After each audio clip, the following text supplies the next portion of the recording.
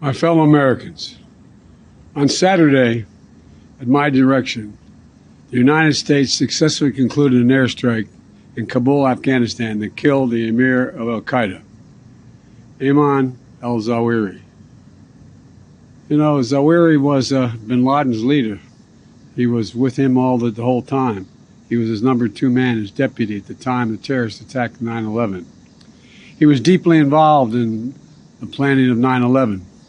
One of the most responsible for the attacks that murdered 2,977 people on American soil. For decades, he was the mastermind behind attacks against Americans, including the bombing of the USS Cole in 2000, which killed 17 American sailors and wounded dozens more. He played a key role in the bombing of U.S. embassies in Kenya and Tanzania, killing 224 and wounding over 4,500 others. He carved a trail of murder and violence against American citizens, American service members, American diplomats, and American interests. And since the United States delivered justice to bin Laden 11 years ago, Zawahiri has been a leader of al-Qaida, the leader. From hiding, he coordinated al-Qaeda's branches and all around the world, including setting priorities for providing operational guidance that called for and inspired attacks against U.S. targets. He made videos, including in recent weeks, calling for his followers to attack the United States and our allies.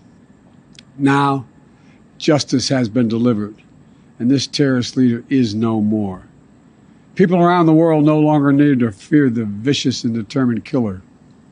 The United States continues to demonstrate our resolve and our capacity to defend the American people against those who seek to do us harm.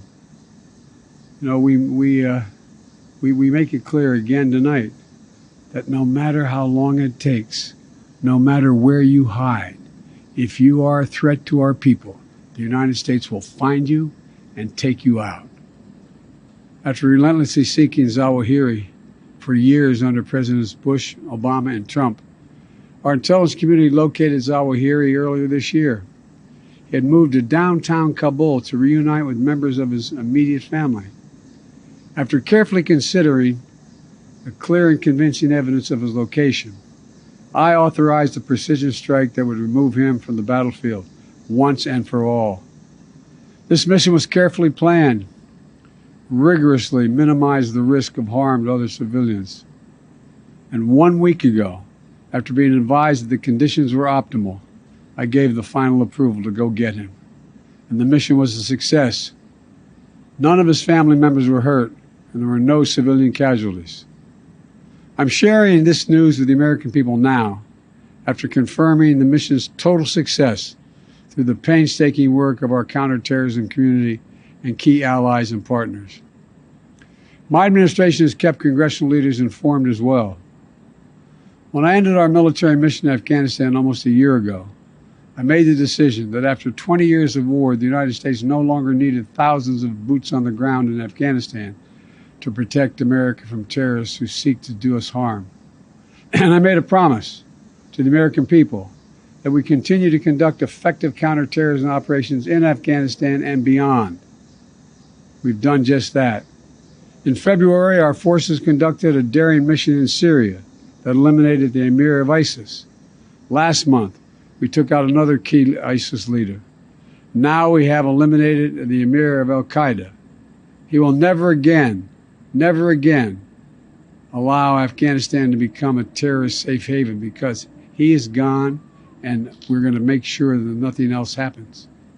You know, it can't be a launching pad against the United States. We're going to see to it that won't happen.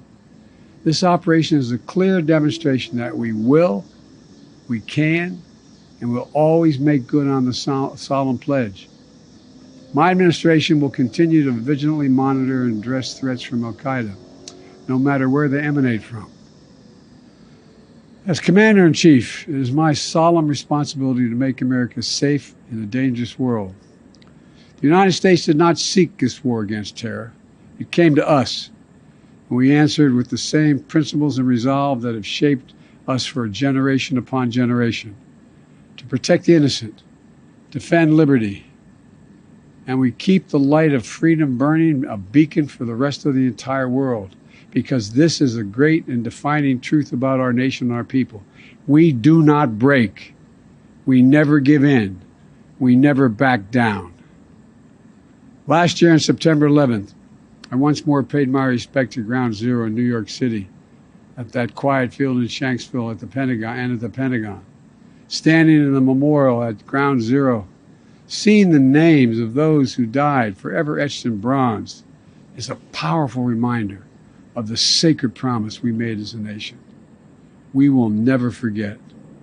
The memorial also bears the quotation from Virgil: "No day shall erase you from the memory of time. No day shall erase you from the memory of time." So we continue to mourn every innocent life that was stolen on 9/11 and honor their memories.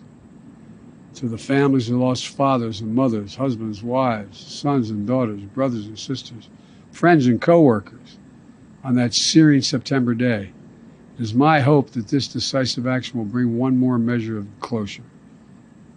No day shall erase them from the memory of time.